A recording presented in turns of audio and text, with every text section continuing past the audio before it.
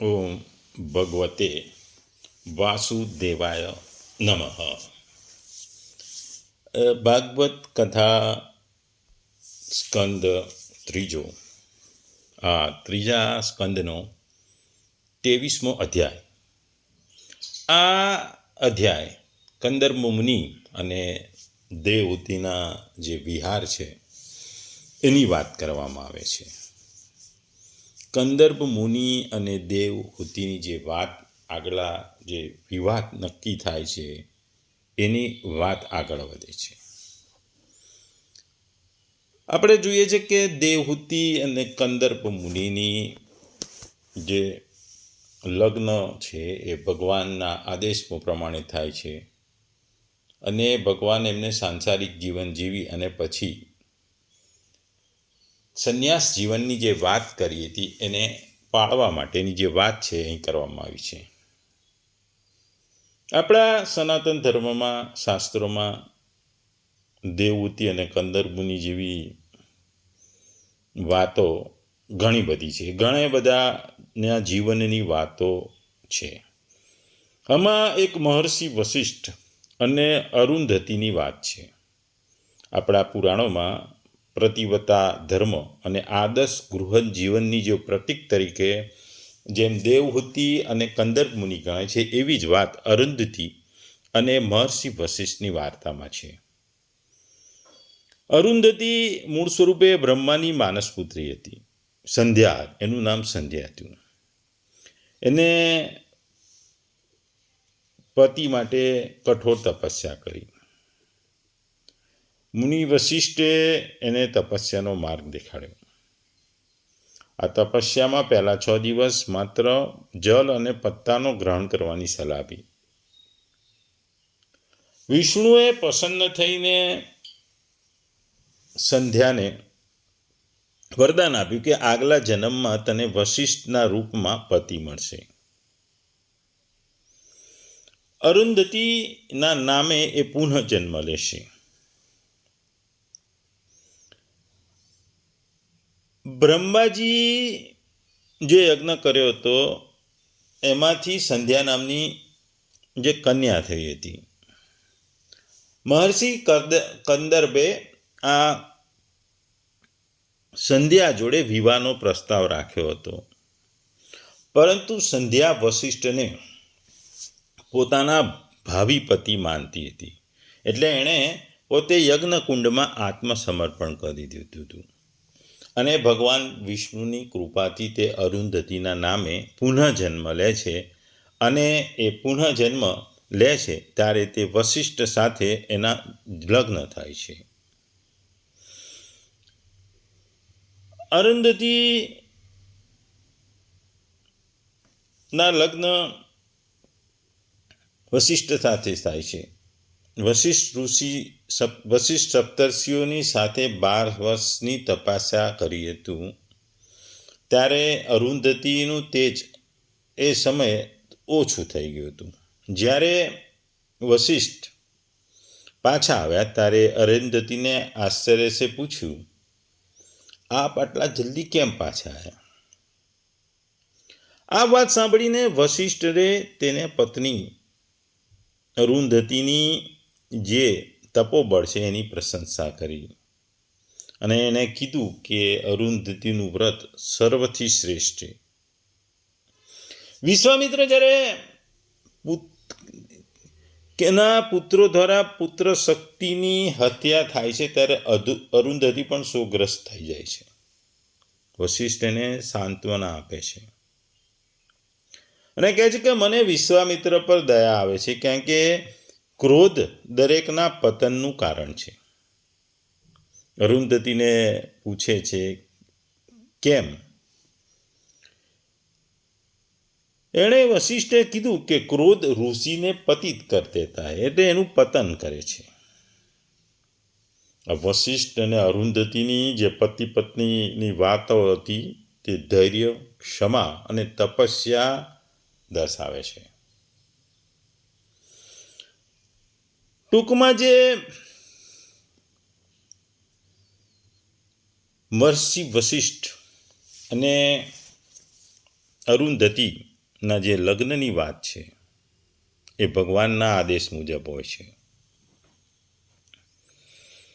અને આ લગ્ન એ સમાજ માટે એક આદર્શ હોય છે. એવી જ વાત અહીં આપણે કંદર્પ મુનિ અને દેવહૂતિના લગ્નની કરીએ છીએ. એમાં બંનેમાં આ સેમ સરખી વસ્તુ છે. અહીંયા સંયમની પણ વાત કરવામાં આવી છે.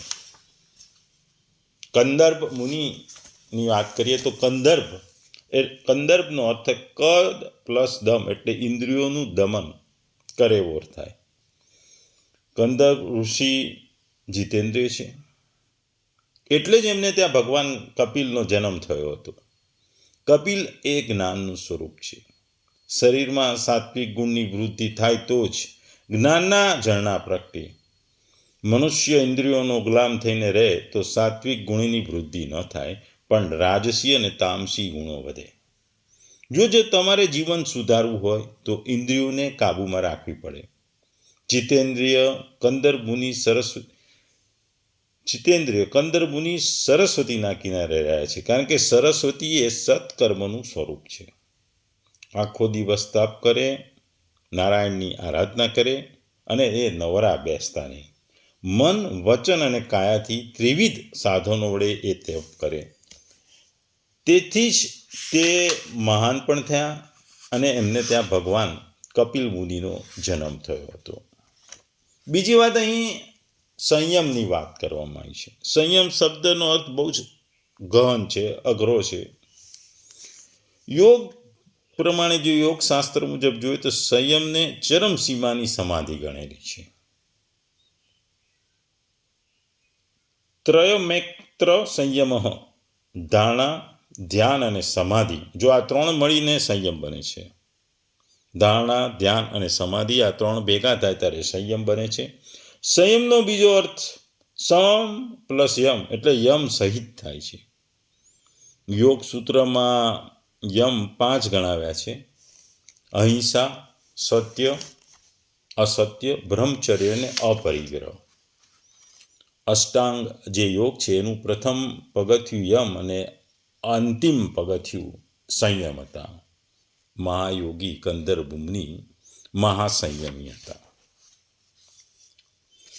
આપણે આ જેમ જોયું તેમ માતા પિતાની વિદાય પછી થયા એટલે પતિનો અભિપ્રાય જાણનાર પતિવ્રતા દેવહૂતિ જેમ પાર્વતી ભગવાન શંકરની સેવા કરે છે તેમ નિત્ય પ્રેમપૂર્વક પતિની સેવા કરવા લાગ્યા. મન, વચન અને કર્મથી કંદર્પ ઋષિને સંતોષ મળ્યો. આમ આશ્રમનું કઠિન જીવન ગાળતા તેમનું શરીર કૃશ બનવા લાગ્યું, ઓગળવા લાગ્યું. એક દિવસ તેમના પ્રત્યે અનુકંપા થવાથી ઋષિ કહેવા લાગ્યા, હે રાજપુત્રી, તારી પરમ ભક્તિ અને સેવાથી હું પ્રસન્ન થયો છું. મેં તારી કાયાને સૂકવી નાખી છે, પણ હવે માનવીને દુર્લભ હોય તેવા દિવ્ય ભોગ તું ભોગવીશ. ગૃહસ્થાશ્રમમાં પતિ અને પત્ની એકબીજાને સુખ દુઃખ આપવા માટે નથી હોતા, પણ એકબીજાને સમજવા માટે હોય છે. એકબીજાનું સુખ દુઃખ સમજી શકે તો જ ગૃહસ્થાશ્રમ સાચું કહેવાય. કંદર્પ ઋષિ તપ અને સાધનામાં જ રહેતા, તેથી પત્નીને ભૌતિક સુખ આપવા તેમને સમય મળતો નહોતો. પણ જ્યારે તેમણે સુકુમારી રાજકુમારીનું વયોવર્ધન ધીરે ધીરે કરમાતું જોયું ત્યારે તેમની અનુકંપા ઉપજી. સાથે સાથે પોતાની પતિ તરીકેની ફરજ પણ એમને પૂર્ણ કરવાની ઈચ્છા થઈ. તેમણે કહ્યું કે હે દેવી, સુખ વૈભવ વચ્ચે ઉછરેલા તમને હું ભોગ સામગ્રી આપી શક્યો નથી. હવે તમને મારા યોગ બળ વડે સુખની પૂર્ણ તૃપ્તિ કરાવીશ. કંદર્પ ઋષિએ પત્ની માટે જે કંઈ કર્યું એવું સંસારમાં આજે પણ જોવા મળે છે. આપણે જોઈએ છે કે દરેક જણ સંસારમાં પોતાની શક્તિ પ્રમાણે સંસાર ચલાવે છે. પૈસાદાર લોકો હોય તો એમની પાસે ધન ખૂબ હોય તો એ પોતાના પત્ની અને સંતાનોને સુખ સગવડ આપવામાં પાછી પાની રાખતા નથી અને ધનનો વપરાશ પણ કરે છે. પૈસા હોય તો આજે કાશ્મીર, કાલે હિમાલય, કાલે બીજા દેશ, કાલે સિંગાપુર, એમ બીજા દેશોની પણ પ્રવાસો કરવા જાય છે.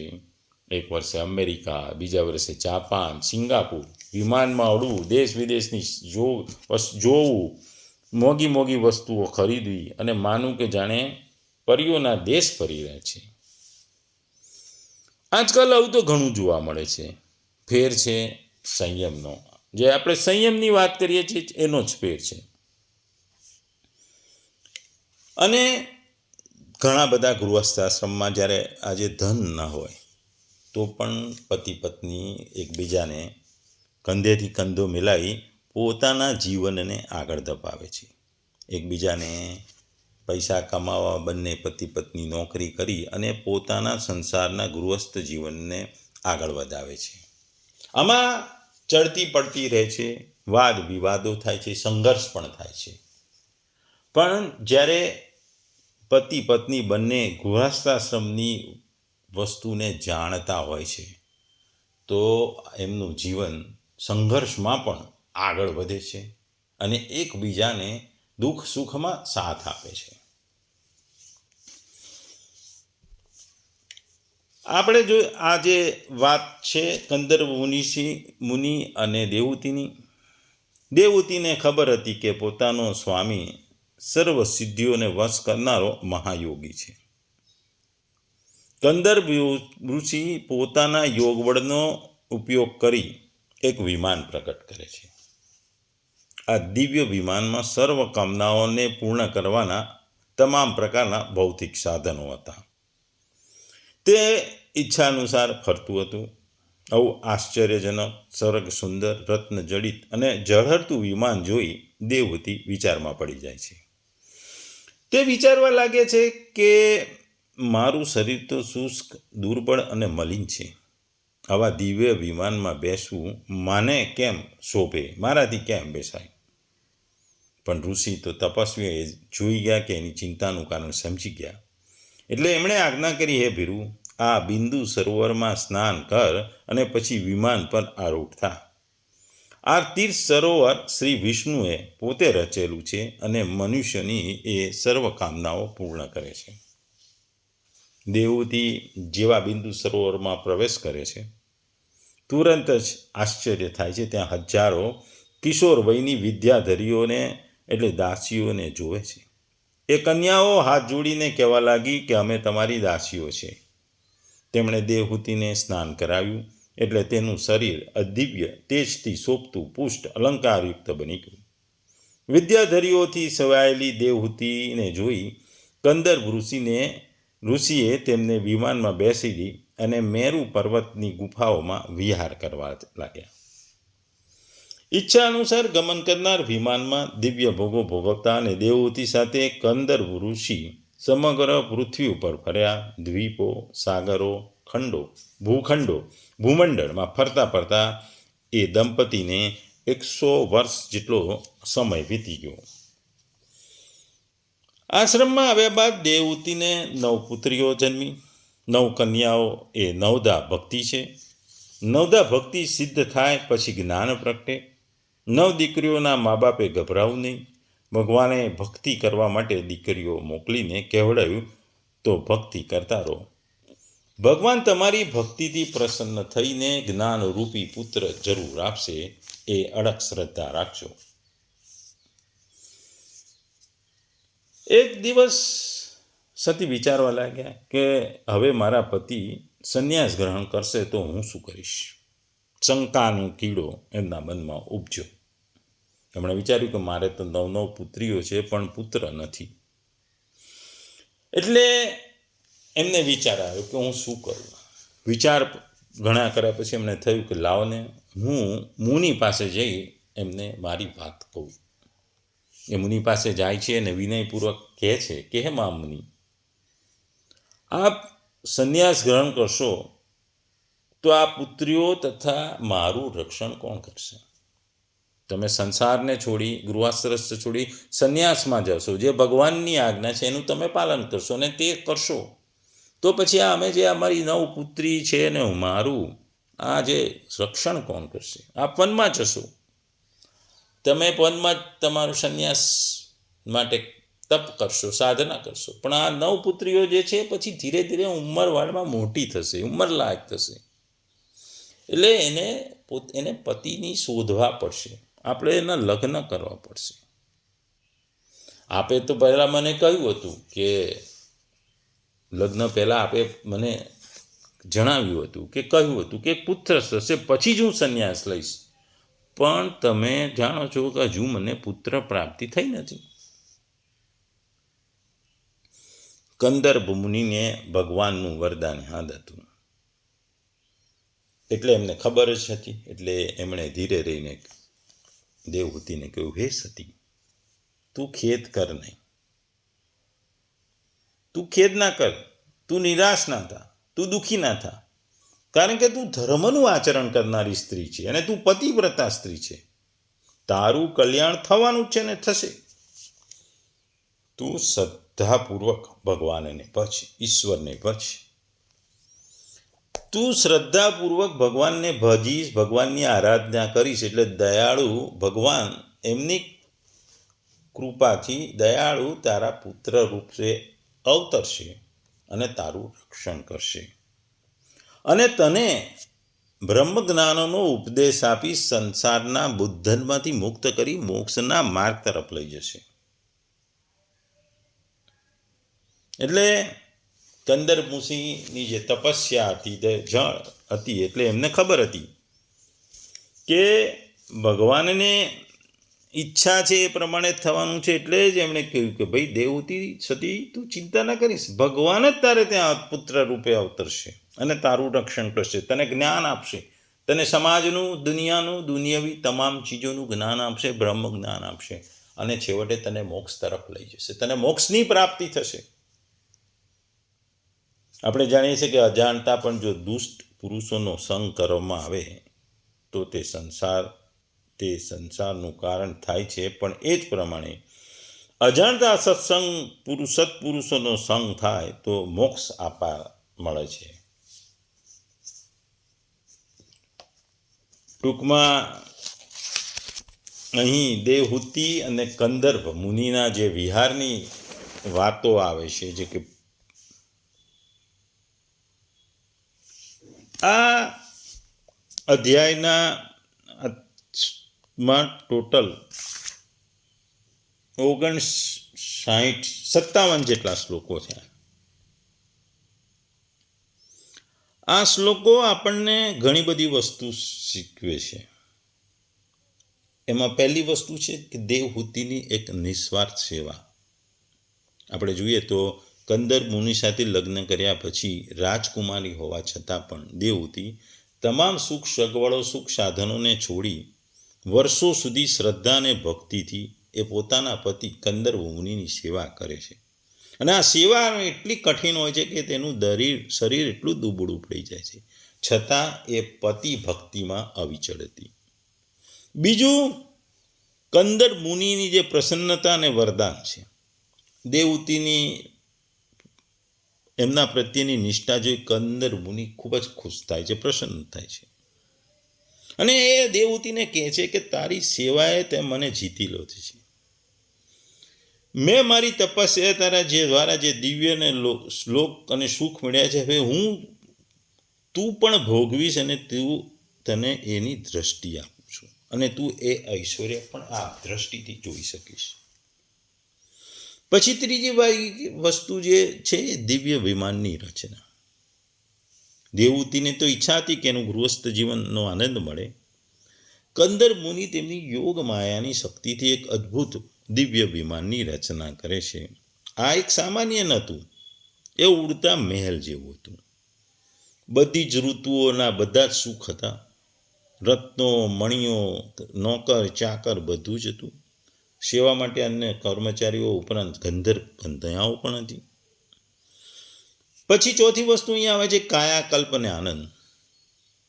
જ્યારે કંદર્પ મુનિએ દેવહૂતિને બિંદુ સરોવરમાં સ્નાન કરવા કહ્યું, ત્યારે સ્નાન કરવા જતાં દેવહૂતિનું શરીર ફરીથી સુંદર અને તેજસ્વી બની જાય છે.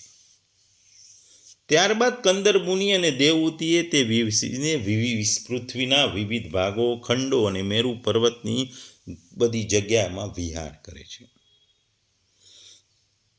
પછી આ વિહારના આનંદ પછી દેવહૂતિને 9 પુત્રીઓ જન્મ થાય છે. આ તમામ પુત્રીઓ રૂપવતી, સંસ્કારી, ગુણવાન હતી, જે આગળ જતા 9 પ્રજાપતિઓ કે જેમને મરીચી, અત્રિ વગેરે સાથે વિવાહ કરવામાં આવે છે. પુત્રીઓના જન્મ પછી કંદર મુનિ સંન્યાસ લેવાની ઈચ્છા ધરાવે છે અને દેવહૂતિએ નમ્રતાપૂર્વક કહે છે કે હે સ્વામી, પુત્રીઓ તો પોતપોતાને ઘેર જતી રહેશે, પણ મારું શું થશે? મને આ સંસારમાં મુક્તિ અપાવે તેવા પુત્રની પ્રાપ્તિ કરાવો. આ વિનંતીના ફળ સ્વરૂપે ભગવાન સ્વયં કપિલદેવ તરીકે અવતાર લેવાના આવે છે, જે હવે આપણે આગળના પ્રકરણમાં જોઈશું. ટૂંકમાં આપણને આ અધ્યાય જણાવે છે કે પત્ની અને પતિની અને પતિ અને પત્નીની જવાબદારીઓ સરખી છે. એકબીજા પ્રત્યે પ્રેમ અને નિષ્ઠા ભાવ જોઈએ, જે હંમેશા ગૃહસ્થ જીવન જ નહીં પણ આધ્યાત્મિક ઉન્નતિમાં પણ મદદ કરે છે. તમે સંસારમાં રહીને પણ આધ્યાત્મિક અને ગૃહસ્થ બંનેનો આનંદ માણી શકો છો. આ અધ્યાયમાં જે 57 શ્લોકો છે, એ 57 શ્લોકોમાં જુદી જુદી વાતો કરવામાં આવી છે. આ 57 શ્લોકો ગર્ભધાન, સંસ્કાર અને ગૃહસ્થ ધર્મની શ્રેષ્ઠતા બતાવવા માટે વપરાયા છે. કંદર મુનિ એવા ગૃહસ્થ હતા કે ભૌતિક સુખો ભોગવા છતાં ભગવાનમાં મન રાખતા અને ભગવાન પ્રત્યે એમની તપ, આરાધના, ભક્તિ હંમેશા રહેતી. આ 57 શ્લોકોને જો આપણે ડિવાઈડ કરીએ જુદા જુદા, તો 1 થી 10 શ્લોક, જે પહેલાથી 10મા શ્લોક છે, એ દેવહૂતિની સેવા વિશે અને સેવાનું વર્ણન કરે છે. લગ્ન પછી કંદર મુનિ સરસ્વતીના નદીના કિનારે તપસ્યા તો કરે છે, પણ દેવહૂતિ પોતાના પિતાની જાહોજલાલી અને સુખ સગવડ ને રાજમહેલનો સુખ સગવડ છોડીને પતિની સેવામાં મન પરોવે છે.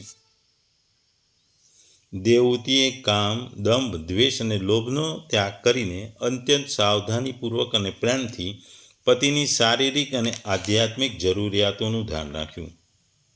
અને એટલામાં એ ધ્યાન એટલું બધું રાખ્યું કે એમણે પોતાના શરીરની પણ ચિંતા કરી નહીં, અને શરીર એમનું ક્ષીણ થઈ ગયું, જાણે પોતે ઓળખાતા નહોતા. આમ 1 થી 10 શ્લોક આ દેવહૂતિની જે અપ્રિતમ સેવા વિશે વર્ણન કરવામાં આવ્યું છે. પછી 11 થી 18મા શ્લોકમાં કંદર મુનિ જે વરદાન આપે છે એની વાત કરવામાં આવી છે.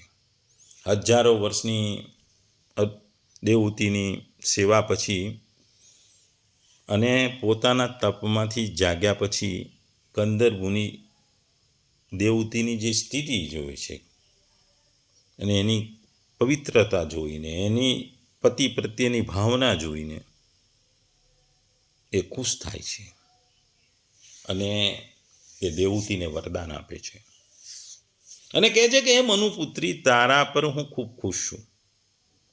તે તારું રાજકુમારી જેવું જીવન મારા માટે હોમી દીધું છે. મેં ભગવત ભક્તિથી જે અભય અને અશોક પદ પ્રાપ્ત કર્યું છે, હવે તારા માટે પણ હું એ જ સુલભ વ્યવસ્થા કરીશ. એના માટે હું તને જે દિવ્ય દ્રષ્ટિ આપું છું, એનાથી તું આ તમામ સુખ સગવડને જોઈ શકીશ અને માણી શકીશ. 19 થી 39 પછીના જે શ્લોક છે, એમાં જે વિમાનની વાતો કરવામાં આવી છે, એની કાયાકલ્પની વાત કરવામાં આવી છે. દેવહૂતિ જ્યારે શારીરિક સુખ અને સંતાનની ઈચ્છા વ્યક્ત કરે છે, ત્યારે કંદર મુનિ પોતાની જે સિદ્ધિઓ છે યોગ શક્તિની, એનાથી એક વિમાન પ્રગટ કરે છે. આ વિમાનનું જે વર્ણન કરવામાં આવ્યું છે એની વાત કરવામાં આવી છે. આ વિમાનમાં બધા જ પ્રકારના ઇષ્ટ ભોગો, સુખો, પ્રદાન કરનારું હતું, સુંદર હતું, રત્નોથી યુક્ત હતું, મણિસ્તંભો વડે સુશોભિત હતું, બધી જ ઋતુમાં સુખદાયક હતું. તેમાં જ્યાં ને ત્યાં બધા જ પ્રકારની દિવ્ય સામગ્રીઓ પણ હતી. ચિત્ર વિચિત્ર રેશમી ધજા પતાકાઓ પણ સજાવવામાં હતી. જેમના ઉપર ભમરા મધુર ગુંજરાવ કરી રહ્યા હતા એવા રંગબેરંગી પુષ્પોની માળાઓ અને અનેકવિધ સૂતરાઓ અને રેશમી વસ્ત્રોથી તે અત્યંત શોભાયમાન હતી. એકના ઉપર એક બનાવેલા ઓરડામાં અલગ અલગ મૂકેલી સૈયાઓ, પલંગ, પંખા, આસનો વગેરે બધું સુંદર જણાતું હતું.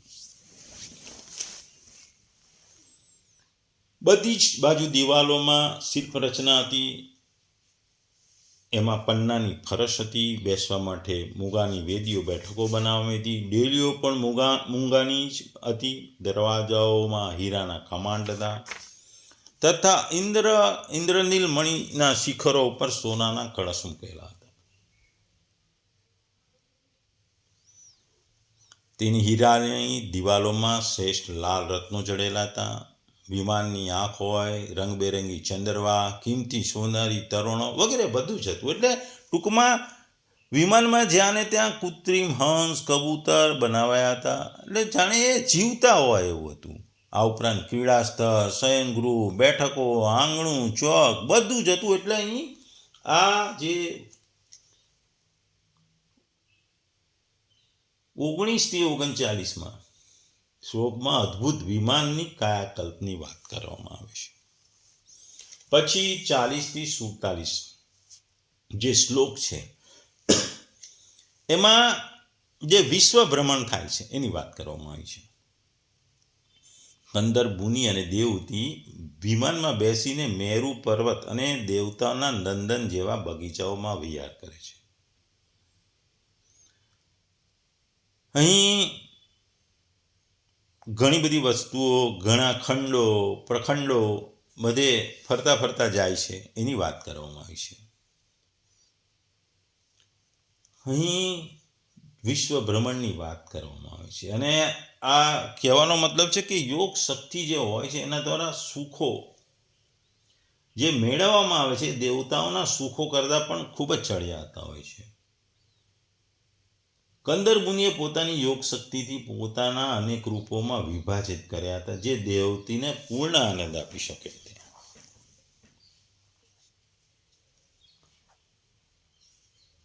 એટલે અહીં મેરુ પર્વતની ઘાટીઓનો વિહાર કર્યો, 8 લોકપાલોની વિહાર ભૂમિ બધીની વાત કરવામાં આવી છે. અહીં બધે જ ખંડો પ્રખંડોની જે વાત કરવામાં આવી છે એની વાત કરવામાં આવી છે. ત્યારબાદ 48 થી જે 56મો શ્લોક છે જેમાં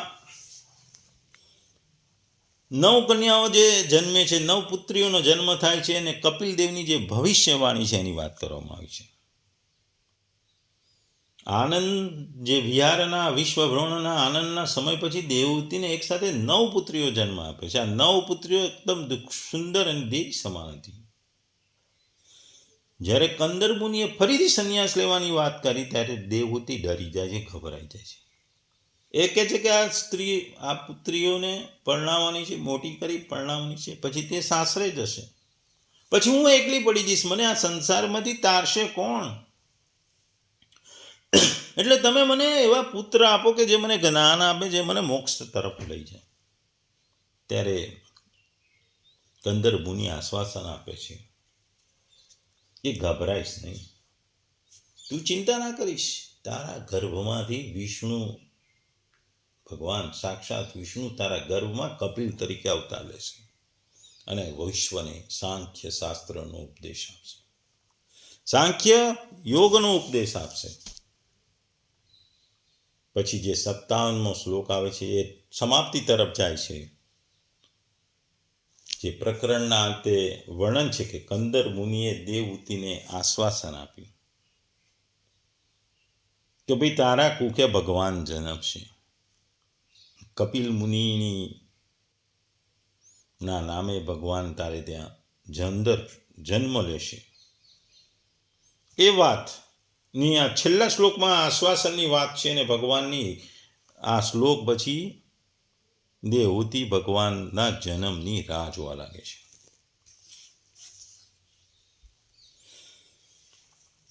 ટૂંકમાં જે આવતા અધ્યાયમાં 24મા અધ્યાયમાં જે કપિલદેવજીનો જન્મ થાય છે એની પૂર્વ ભૂમિકાઓ અહીં બનાવવામાં આવી છે.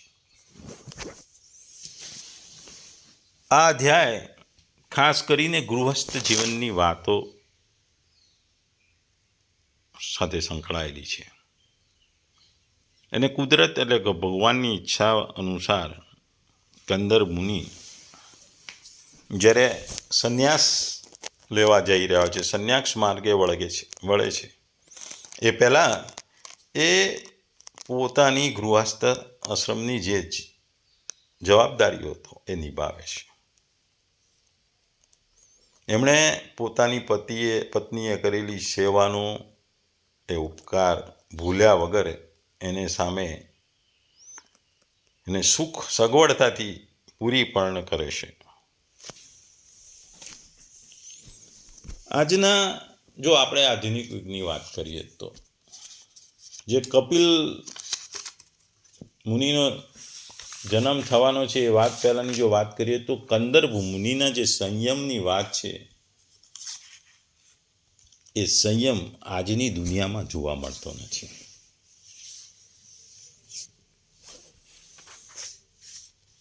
આજે શારીરિક અને ભૌતિક સુખનું મહત્વ ગૃહસ્થાશ્રમના જીવન કરતાં વધી ગયું છે. ગૃહસ્થાશ્રમ માત્ર કહેવાનું છે. પતિ પત્નીઓની શારીરિક અને ભૌતિક સુખોની ઈચ્છાઓ એટલી બધી વધી ગઈ છે કે ઘણીવાર પૂરી પણ ના થાય. અને ઈચ્છાઓને પરિપૂર્ણ કરવા આજે સામાજિક પતિ પત્નીના સામાજિક રિવાજો સંબંધો તૂટતા ગયા છે. ભ્રમ તૂટી ગયો છે. ગૃહસ્થાશ્રમનું જે ભારતના સનાતન ધર્મમાં જે વ્યાખ્યા છે એ વ્યાખ્યાને આજે વેર વિખેર કરી નાખાય છે. આજના જો આપણે યુગમાં વાત કરીએ તો શારીરિક અને ભૌતિક સુખ માટે આજે પતિ પત્નીના સંબંધો તૂટી જાય છે.